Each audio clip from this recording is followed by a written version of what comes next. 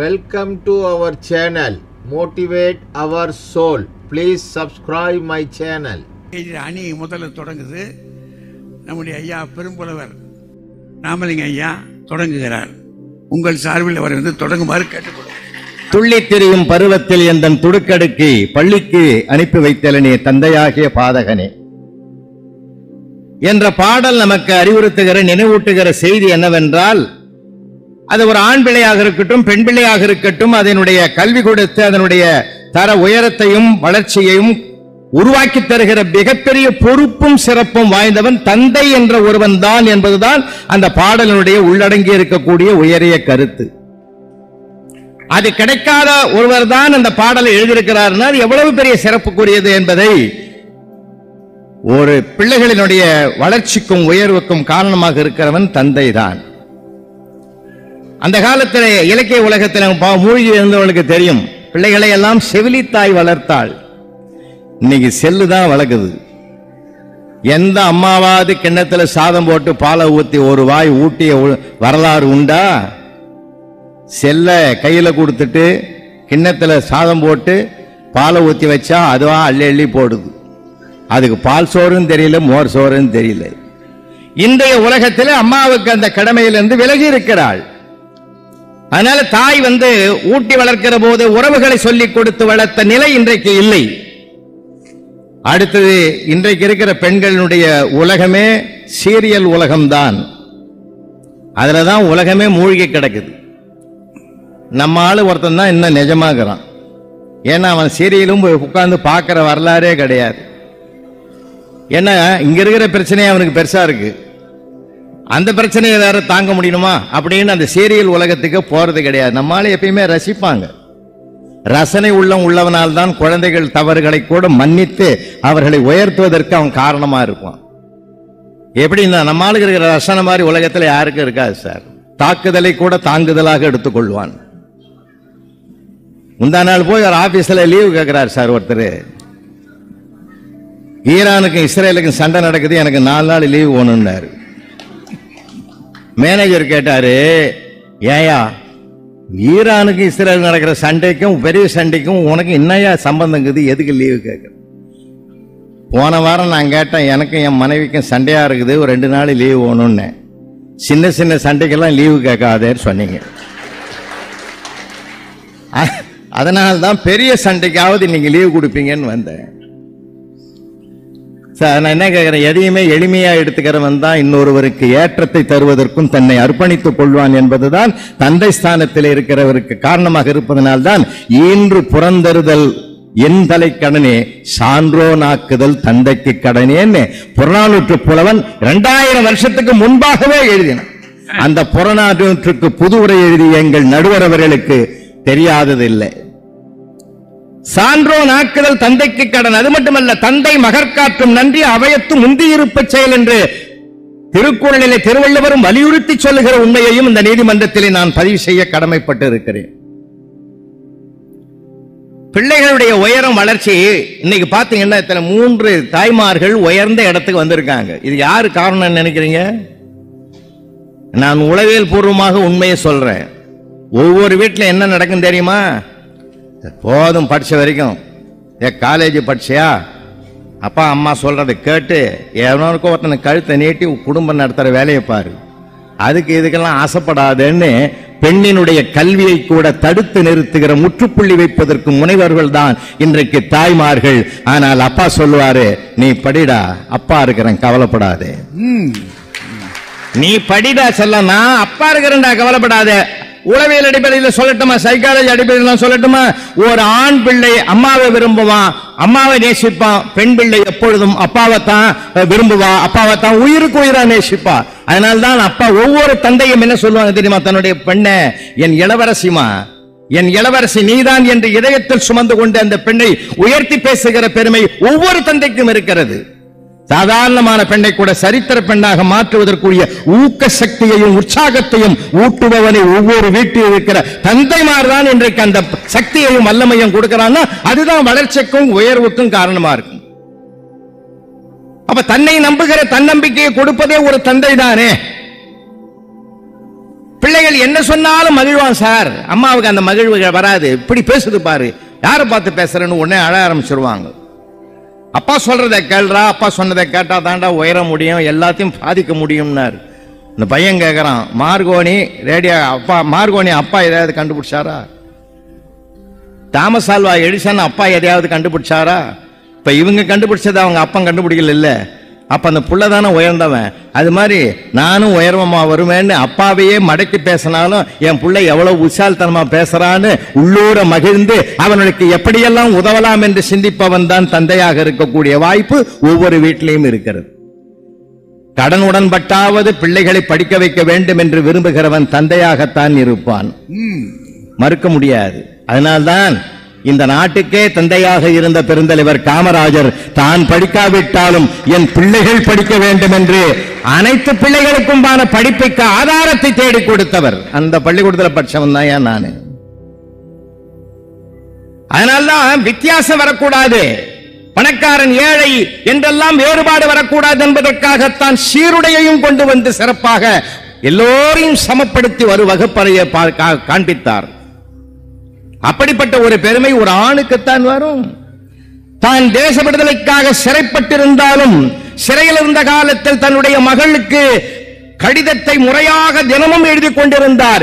எழுதிய கடிதத்தை என்ன எழுதினார்? நீ நலமா, உன் வீட்டில் இருப்பவர் நம் வீட்டில் இருப்பவர் நலமா என்று விசாரித்து எழுதவில்லை, உலக வரலாற்றை கடிதத்தில் எழுதி எழுதி அனுப்பினார். அந்த தந்தை எழுதிய கடித வரலாற்றை படித்து படித்துதான் பிற்காலத்தில் இந்திய தேசத்தின் மிகப்பெரிய நாற்காலியில பிரதமர் பதவியிலே உட்கார்ந்த பெருமை அன்னை இந்திரா காந்திக்கு இருந்தது என்றால் அந்த கடிதத்தை எழுதியவர் மனிதகுல மாணிக்கம் ஜவஹர்லால் நேரு அவர்கள். இதை விட என்ன உதாரணம் உங்களுக்கு வேணும்? இதுக்கு மேல வேணும்? எப்படிப்பட்ட ஒரு சிந்தனை! அம்மாவுக்கு என்ன தெரியுமா? எப்பயுமே பாருங்க, சின்ன குழந்தை வீட்டு ஸ்கூல்ல விட்டு உடனே இருந்தா அப்பா என்ன கேட்பாரு? என்னடா ரேங்க், என்னென்ன சப்ஜெக்ட், என்ன ரேங்க்? அவன் ஏற்கனவே பயங்கரமான ஆளாகிறான். அப்பா அவனுடைய முகத்தை பார்த்தே அழகா நடிப்பான் சார். அவன் முன்ன பிரில்லியன்ட், திறமை வேற, புத்திசாலித்தனம் வேற. ரியல் எஸ்டேட் பிசினஸ் பண்றவர் சேர்ல உட்கார்ந்துங்கிறார். 6ஆம் கிளாஸ் படிக்கிற பையன் உள்ள ஓடி வரான். அவனுடைய ஃபேஸ் சரியில்லை, ஏதோ டென்ஷன்ல இருக்கிறார் நினைச்சுக்கிட்டு உடனே ஒரு கேள்வி கேட்டான், அப்பாப்பா 100 மார்க் கணக்கில் நான் வாங்கிட்டா நீ என்னப்பா நினைப்பான்? நான் ஹார்ட் அட்டாக்கே வந்தாலும் வந்துருண்டாண்டார். அப்படிலாம் உனக்கு வரக்கூடாது தான் 30 வாங்கிக்கிறேன். அவங்க அப்பா அப்படியே கட்டி பிடிச்சிட்டாரு. அப்படியே அந்த சோகத்தை சுகமாக மாத்திட்டான். பார்த்தீங்களா? இந்த புத்திசாலித்தனத்தையும் கூட ஊக்க சக்திக்கு ஊக்கம் கொடுத்து வளர்க்கிறவன் தந்தையா தான் இருப்பானே தவிர அதை முற்றுப்புள்ளி வைக்கிறதுன்னா தாய். அதுக்கு இந்த நேரமும் கிடையாது, அவங்களுக்கு நேரமும் கிடையாது. எப்பாடுபட்டாவது, கட்ட வேண்டி இழுத்தாவது, கடுமையான வெயிலில் உழைத்தாவது வியர்வை சிந்தி பிள்ளைகளினுடைய கல்வியை முன்னேற்றம் காண வைக்க வேண்டும் என்று இன்றைக்கு ஆட்டோ ஓட்டுகிற நண்பர்கள் கூட பிள்ளைகளின் கல்விக்காகவே அல்லும் பகலும் அயராது செயல்படுகிற ஒரு தொழிலாளர் தோழர்கள் எல்லாம் இன்றைக்கு நாம கணக்கெடுத்து பார்த்தீங்கன்னா எல்லா இடங்களிலுமே இருக்குது. இவங்களுக்கெல்லாம் உடனே கோபம் வரும், பிள்ளைங்க சொன்னா கோபம் வந்துடும். ஆனா நான் ஆசிரியர், நான் ஒரு ஆண் ஆசிரியர் இல்லையா? நான் தந்தையும், என் மகனுக்கு நான் தந்தை. ஆண் ஆசிரியராக இருந்தாலும் எங்க மனசுலயும் மகிழ்ச்சி இருக்கும், வேதனை இருக்கும். அந்த வேதனையை கூட நாங்க மகிழ்ச்சியா மாத்திக்குவோம். போன மாசம் கும்பகோணத்துக்கு போயிருந்தேன். கும்பகோணத்துக்கு போயிட்டு கோயிலுக்கு போகலான்னு தேங்காய் பழம்லாம் வாங்கிட்டு அந்த கடையில் வெத்தலை இல்லை, பாக்கு இல்லை. ஒரு பெட்டி கடையில் போய், தம்பி 5 ரூபாய்க்கு வெத்தலை பார்க்கணும், 3 வெத்தலையும் 2 பாக்கம் வச்சான். கூட 2 வெத்தலை வைக்கக்கூடாதான்னு. அன்னைக்கு நான் படித்த காலத்தில் நீ கூட 2 மார்க் போட்டிருந்தீங்கன்னா இந்த கடையை நான் ஏன் வைக்கிறேன்னா. அப்புறம் தான் தெரிஞ்சது குரோம்பேட்டையில் அவன் என்கிட்ட படிச்ச பையன்னு எனக்கு அன்னைக்கு தான் தெரியும். ஏன்னா அதை கூட நான் ரசனையா எடுத்துக்கிறேன்னா இந்த ரசனை தான் சார் எல்லாத்தையும் மறைச்சு இன்னொரு உயர்வை பார்க்க. ஏன் தெரியுமா? வறுமையில் வாடினாலும் அடிவயிறு காய்ந்தாலும் அறிவினுடைய உயரத்தை தொட்டவன் பாரதி. எத்தனை கோடி இன்பம் வைத்தாய் எங்கள் இறைவா என்று பாடினான் என்றால் அவனால் தேச விடுதலையை பாட முடிந்ததென்றால் அதே ஸ்தானத்தில் தான் தந்தைமார்கள் வீட்டிலே இருந்து தாக்குதலை கூட தாங்குதலாக பக்குவப்படுத்திக் கொண்டு பிள்ளைகளுடைய உயர்வுதான் எனக்கு முக்கியம் என்று பாடுபடுகிற தந்தைதான் ஒரு பெண்ணினுடைய கல்வி முன்னேற்றத்திற்கும் வளர்ச்சிக்கும் ஆணினுடைய பையனுடைய வளர்ச்சிக்கும் உயர்வுக்கும் அவர்கள்தான் காரணமாக இருக்கிறார்கள் என்று சொல்லி இந்த நல்ல வாய்ப்புக்கு நன்றி கூறி விடைபெறுகிறேன். நன்றி, வணக்கம். என்னென்ன சொல்லலாமோ புறநானூற்றிலிருந்து கொண்டாடுறாரு, திருக்குறள்ல இருந்து கொண்டு வர்றாரு, சான்றுகளை கொண்டு வந்து குவிக்கிறது மட்டும் இல்லை, எப்படியெல்லாம் பிள்ளைகளை படிக்க வைக்கிறாங்க, ஆண்களுடைய பங்கு என்னவாக இருக்குன்றத அழுத்தம் திருத்தமா சொல்லியிருக்காரு. ஆனா கடைசியா சொன்னார் பாருங்க, இந்த வெத்தலை வாங்க 5 ரூபாய்க்கு வெத்தலை வாங்க போனேன் இடத்துல. ஆனா அவன் தெளிவா கண்டுபிடிச்சிருக்கான் வாத்தியார. அன்னைக்கு 2 மார்க்கு கூட போட்டிருந்தீங்கன்னா இன்னைக்கு உனக்கு 2-3 வெத்தலை கூட வச்சிருக்கலாம் நான் அப்படின்னு அச்சான் பாருங்க. அப்ப இவரால பையன் ஃபெயில் ஆயிருக்கான். இவ்வளவு வருத்தத்தில் இருந்திருப்பான் அந்த பையன். ஆனாலும் கடை வச்சு பழச்சிக்கிட்டான். இவர் போய் அவங்கிட்ட நிக்கிற அளவுக்கு வச்சுட்டான்ல. நல்ல ஒரு தந்தை எப்படியெல்லாம் பிள்ளைய வளர்க்கிறான் அப்படின்றத நேருடைய வரலாற்றிலிருந்து எடுத்து அதெல்லாம் சான்றுகள்ல அழுத்தம் திருத்தமாக கொடுத்துருக்காரு. இந்த பக்கமும் கேட்கிறார், உங்களுக்கு என்ன தெரியும்னு வேற கேட்கிறார். பாவம், இதுக்கு கோயம்புத்தூர்ல வரணுமா? மாதாயி என்ன சொல்ல போறாங்கன்னு தெரியல, பார்ப்போம். புலவர் ஐயா ரொம்ப அழகா வந்து போய் சொல்லிட்டு போனாருங்க.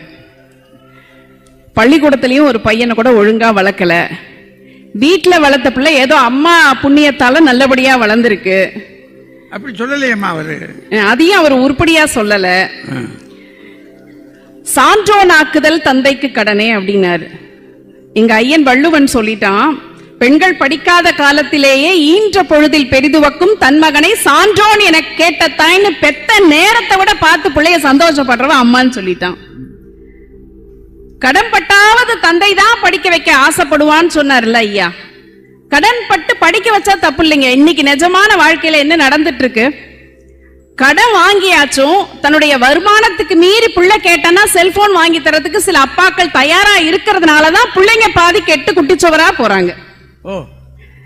பிள்ளைங்க ஒரு ஸ்டேஜுக்கு அப்புறம் வளர்றதும் உயர்றதும் அப்புறமா அந்த பிள்ளைய 10 மாசம் சுமந்து பெத்தெடுத்து உண்ணாம உறங்காம தன்னோட உயிரை பணைய வச்சு இந்த மண்ணுக்கு இன்னொரு உயிரா கொண்டு வந்து சேர்க்கிறதே அம்மா தானுங்க. நம்மால நல்லா ரசிப்பான். ஐயா சொன்னாரு விழுந்து விழுந்து, அப்பா வந்து பசிச்சா வாங்கி தருவார், சாப்பாடு வாங்கி தருவாரு.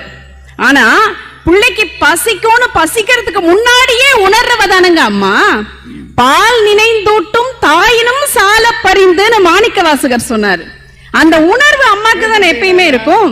கேட்டுக்கங்க,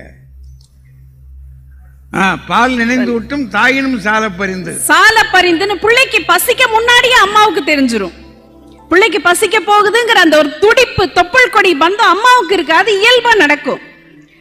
இன்னைக்கு வந்து பிள்ளைங்க வந்து படிப்பெல்லாம் தடை செய்யற இடத்துல அம்மா இருக்காங்கன்னு எப்படி இப்படி சொன்னார்னு தெரியல. எங்க 3 பேரையும் வச்சுக்கிட்டு இன்னைக்கு அம்மா தாங்க அவங்க பட்ட கஷ்டத்தை பிள்ளைங்க படக்கூடாதுன்னு சொல்லி பிள்ளைங்க படிக்கிறதுக்கு முதல்ல காரணமா இருக்கிறதே ஒவ்வொரு வீட்லயும் அம்மா தான். சொல்ல போனா அம்மாவும் இன்னைக்கு வேலைக்கு போறாங்க, பிள்ளைங்களும் நல்லா வரணும்னு நினைக்கிறாங்க. வீட்டுல ஒண்ணும் இல்லைங்க, அப்பாவுக்கு வெளியில போயிட்டாருன்னா வேலைக்கு போயிட்டாருன்னா பெருசா வீட்டு ஞாபகம் வரவே வராது. பொய் சொல்லாம பேசணும், பொய் சொல்லாம பேசணும். எத்தனை ஆண்களுக்கு வெளியில போயிட்டா வீட்டையே நினைச்சிட்டு இருப்பாங்க. ஆனா அம்மாக்களுக்கு வெளியில போனாலும் பிள்ளைங்க ஞாபகம் தான். சனி ஞாயிறு லீவு, பையன் நாளைக்கு பூரி கேட்டான், அந்த வாரம் முழுக்க கேட்டுட்டு இருக்கான், நாளைக்கு காலையிலயாச்சும் போட்டு கொடுக்கணும். பிள்ளைக்கு தீபாவளிக்கு ட்ரெஸ் வாங்கியாச்சு, தையல் கடையில கூட்டிட்டு போய் பத்திரமா நல்லபடியா வாங்கி கொடுக்கணும். மாமியாருக்கு வீட்டுல உடம்பு சரியில்லை, டாக்டர்கிட்ட கூட்டிட்டு போறதுக்கு நேரம் இல்ல, அவங்கள பத்திரமா கூட்டிட்டு போகணும். மாமியாருக்கு அம்மா ரோல் மருமக தான் பண்ணிட்டு இருப்பா. வீட்டுல வயசான பெண் ஒரு பெரியவங்க இருந்தாங்கன்னா அவங்களுக்கே அம்மா ரோல் பண்றவங்க இந்த பெண்ணாதான் இருப்பா.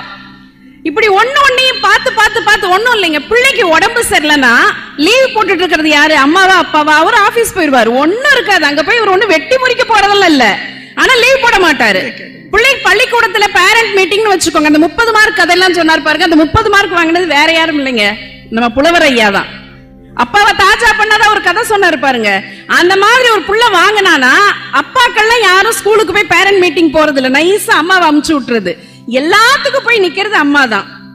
ஒரு விஷயத்தை இந்த இடத்துல சொல்லியே ஆகணும். எதிரணியில இருக்கிற ஆண்கள் தப்பா நினைச்சுக்கிட்டா கூட பரவாயில்ல, சில வீடுகள்ல பையங்க கெட்டு போறதுக்கு காரணமா கூட அப்பாக்கள் இருக்காங்கய்யா. ஏன்னா பிள்ளைக்கு 10 வயசுல அவங்க அப்பா தான் ரோல் மாடல். அப்பா தலை சீவர மாதிரியே சீவுவான், அப்பா போடுற சட்டை மாதிரியே எனக்கு வேணுமா, அப்பா பைக் ஓட்டுற மாதிரியே வேணும்னு சொல்லி ஆசைப்படுற பையன் 15 வயசுல அப்பா பண்றதெல்லாம் நான் பண்ணா என்ன தப்புன்னு கேட்கும் போது அங்க பிரச்சனை வருதுங்க. இல்லாத பழக்கங்கள் எல்லாம் பழகிறதுக்கு காரணமா இருக்கிறது அப்பாக்கள் சில வீடுகள்ல இருக்கு. அப்படி என்ன தப்பு செய்யறாரு அப்பா? அப்பா எல்லா பழக்கத்தையும் பழகிட்டு வந்து அதை பார்த்து என்ன தப்புன்னு நினைச்சு பையனும் பழகிறான். அப்படிப்பட்ட பையனை கூட, ஊர் சுத்துற பையனை கூட தனியா இருக்கும்போது கண்டிச்சு 4 பேர் இருக்கும்போது பிள்ளைய டே விடுறா, ஆணி போய் ஆடி போய் ஆவணி வந்தா டாப்ல வருவேன்னு அவளை ஃபுல் கியர் போட்டு தூக்கி விடுறது அம்மா தானங்க. அப்பாக்கள் வந்து எத்தனையோ வீடுகள்ல இது நடக்குது. பெண் பிள்ளைங்கள ஐயா சொன்னார் பாத்தீங்களா, அப்பாக்களுக்கு வந்து பெண் பிள்ளைகள் தான் உயிர். உண்மைதான், ஒத்துக்கிறேன். ஆனா ஒரு 2 இடத்துல எந்த பெண்ணுமே மறுக்க முடியாத 2 இடங்கள் இருக்குங்க. ஒவ்வொரு வீட்லயுமே ஒரு பொம்பளை பிள்ளை பெரிய மனுஷி ஆகிற நேரத்திலையும், அந்த மகப்பேறு காலம் இருக்குல்ல, குழந்தை பெற நேரத்திலையும் அந்த பிள்ளை கைய புடிச்சு கவலைப்படாதடா, கொஞ்சம் பொறுத்துக்கோடா, கவலைப்படாதடான்னு சொல்லி அந்த பிள்ளையோட ஒட்டுமொத்த வலியையும் உள்வாங்கிக் கொள்ளக்கூடிய அந்த பொறுமை அம்மாக்கு தானங்க வரும். அப்பாவுடைய ரோல கூட அம்மா சரி செஞ்சிருவாங்க. ஆனா அம்மாவுடைய இடத்தை இந்த உலகத்தில் வேறு எந்த ஆனாலும் நிறைவு செய்யவே முடியாதுங்க. ஒவ்வொரு வீட்லயுமே நீங்க போய் பாருங்க, வேற ஒண்ணும் வேண்டாம். ஐயா நிறைய உதாரணம் எல்லாம் சொன்னாங்க.